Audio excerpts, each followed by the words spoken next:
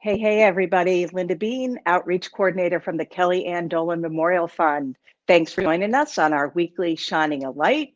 It's a segment where we like to bring a topic, raise awareness, bring some inspirational stories and resources for our families. Today, I am excited to welcome Mary Berlin from the Southeastern PA Easter Seals. Hey, Mary. Hi. Good morning. How's Nice it to see going? you. Good, thank you. It's nice to see you virtually. It's been a while, hasn't it? It certainly has. Too long. Yes. Yeah. We miss seeing you at holiday and Thanksgiving and all of those sorts of Well, things. those wonderful events that you had, but hopefully maybe next year they'll reinstate. Let's hope so. We'll get back to it when it's safe. Well, Yeah. you've been with the Easter Seals of Southeastern PA for a long time, I think about 20 years. 20 years. I've been a social worker for 40 years, but 20 years here, and it's by far my favorite job. It's really wonderful working with the families of children who have disabilities. That's essentially what we at Easter Seals do. Yeah, and I think you're hearing a lot about discussions about diversity, equity, and inclusion, and how that relates to, persons and families living with special needs or disabilities. And I love that you've really been ahead of the game for a long time, because those words are really pretty woven into your mission of creating the same opportunities for children and families to live, work, and play in their communities. That is very true. Our Easter Seals of Southeastern Pennsylvania works in 7 counties, and Montgomery County, where I work, has an approved private school, and we provide birth to 6 services, and we have a friendship academy within our approved private school that has typically developing children with children who have disabilities, so they can act as role models for the children in the classroom. And the children who are typically developing learn so much from and learn sensitivity, and they just become really great friends with the children, and it just is a win-win for everyone. And I love seeing these pictures. This is our Friendship Academy. We have about, in our local Friendship Academy here, we have 20 children. And it's a 50% mix, 50% typical and 50% kids with IEPs. It's super cool. So is that like a nursery age, and the hope is that they would transition to community school or another program that would be able to support their learning needs? So our Friendship Academy is 3 to 5 year olds. And then generally speaking, the kids, they move on after age 5, they move on to their kindergarten in their school districts. Some of the children who are special needs will move on to a special education classroom. But of course, the typically developing ones will move on to a typical kindergarten classroom. Yeah. Wow, that's super cool. It's like you're providing just a little bit of an extra helping hand and resources to that, and then so they can develop and then mainstream into community school. Super Absolutely. neat. Super neat. Go ahead. No, you go ahead. I was going to say, so our the approved private school that we have 5 classrooms of children with multiple disabilities. We have 3 that are autistic support, and 2 classrooms that have children have a wide range of disabilities. And all those students receive therapeutic services. We have OTs, PTs, speech therapists, special education teachers, music therapists that provide consistent therapy for the children. And it's 5 days a week, and it's 9 to 2:15. So it's a full day. And so the children really gain so many skills during that time frame. Most of our kids are here for like at least 2 years too. So of course, this year's been a really rough year with COVID, and we're virtual for quite a long time. And a lot of those families, and the children just struggled learning virtually. It's hard for typically developing kids to learn virtually, but, throw in a child who's got, autism, and it's just hard to focus. So the parents, tried as hard as they did. We worked really hard to try to keep the programming interesting and innovative for the children. But everyone is glad to be back into school. It really makes such a difference, having them live. And yeah, so it's been a hellacious year for the families, but the families are just amazing. And I don't know what I would do without the Kellyanne Dolan organization helping my families. Honestly, your organization helped survival with our families. I want to talk about that because to me, I mean, you're my favorite organization. I don't know what I would do without your organization. Seriously. The families think I'm a miracle worker, my Easter Seals families, but it actually is because you guys are the miracle workers. So many times I've gotten help with families who were desperate. Of course, COVID, a lot of families lost jobs. Moms had to stay home with their special needs kids or their children, and bill paying got behind. Rent, electric, phone, you name it. Families would cry to me saying, I'm afraid we'll have no heat in our house. We'll get kicked out. Who do I turn to? Kellyanne Dolan organization. Danielle is the program coordinator. She and I are really tight.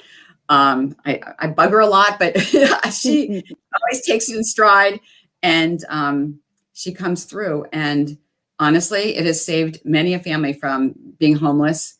And just it's been life-changing. A lot of my families who've been so depressed too, just told me that having something like this happen to them where somebody is helping them out really has helped to restore their faith in humanity. They were so down, and it's given them such a boost that there's somebody out there who cares.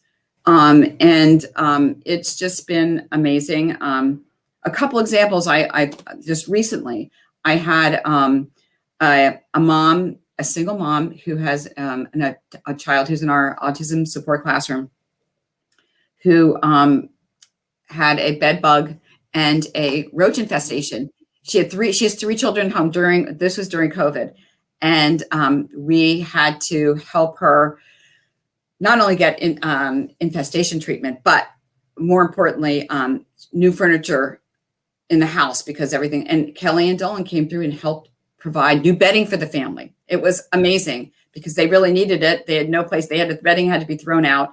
And also for that child broke their glasses like 4 times during this time frame, and medical assistance only pays for 1 or 2 times. So you helped with the payment of the glasses so the child could see and do virtual services. Because without that, it would not have been possible. It's just a little example. I mean, so many. One of my moms, you helped pay for a low cost refurbished computer so that this mother could look for a job. All she had was her cell phone, and she wanted to get a part-time job to help her family. You guys came through and helped her get this computer, and she found a job. Life-changing. Things like that have just been so wonderful, and we're so grateful, and I'm so glad that we have this connection with you, and you're so responsive and so quick about responding too in crisis. Well, we're appreciative of our relationship, with you over the years. I know you and Danielle pretty connected there, as you mentioned, and you kind of indicated, and I'm wondering if you feel the same, that we've had a lot of families that are accessing services, really for the first time as a result of the impact of the pandemic, whether it's, loss of job or being furloughed or hours being reduced, or out of necessity, all of a sudden you are virtually schooling your child at home and providing all therapies, PT, OT, speech, behavioral therapy, and the academics. And I love that example you gave in terms of the refurbished computer, because we've done a lot of things, along the same lines of helping to create that virtual classroom and home environment. And I'm wondering if you could comment on, a year's been a long time, what happens to the progress that a child is making when they're not in a regular early intervention program in person and doing it virtually?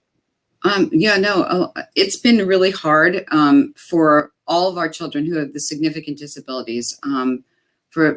Because the parent at home generally has other children too that they have to focus and help with schooling, and they have to tune in for their individual PT, OT, speech sessions, education sessions, music therapy. It's a lot to ask for a child to sit there, and it's a lot to ask for a parent. So unfortunately, the parents do try, and we try our hardest too, but sometimes skills are lost, and that's very hard for the parents. Some parents actually have given up on virtual therapy, and they were so glad when our school reopened, because they just knew that their child just couldn't manage. So yeah, it's been wonderful that they're back, but I want to touch on, you're right. So many resources. As a social worker, I make it my business to know all the resources in the area. So with COVID, there are a lot of new grant programs through the government, through locally and federally. And I make it a point to send out communications to all of our families and staff so they're aware of what they can tap into, the new COVID relief, rent assistance, things like that. We're always feeding them with whatever, new is there to help them.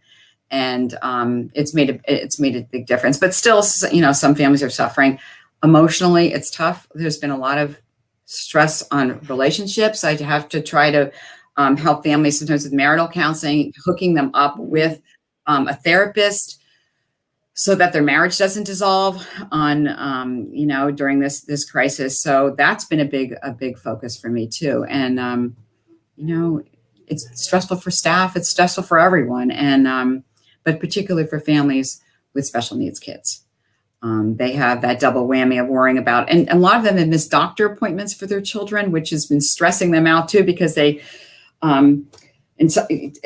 afraid that for a while they were afraid to take their children to the doctors. And so they feel like they fell behind with that kind of thing too. So all in all, we're so glad that things are moving forward with vaccinations and, hopefully better days ahead. Absolutely. I think we know with children, it's so essential that their routine is consistent. And I know you mentioned earlier, you also have school for children, many of them who have autism. And, yes. They really have been one of the hardest hit in terms of special needs. So it's got to be good to have them back in the building.